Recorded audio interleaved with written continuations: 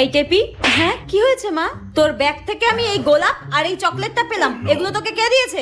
এগুলো মায়ের হাতে কি করছে? হ্যাঁ, কাল স্যার আমাদের এক্সাম নিয়েছিল আর আমি ওই এক্সামে খুব ভালো রেজাল্ট করেছি, তাই আমরা যারা যারা ভালো রেজাল্ট করেছি স্যার আমাদেরকে একটা করে গোলাপ ফুল আর একটা করে ক্যাডবেরি দিয়েছে মা।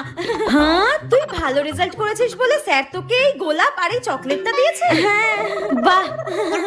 ওই দেখ, বলতে না বলতে তোর স্যার ফোন করেছে। দাঁড়া দাঁড়া, ধরি ধরি। যেখানে বাঘের ভয় সেখানেই সন্ধ্যা হয়। স্যার ফোন করছে কেন?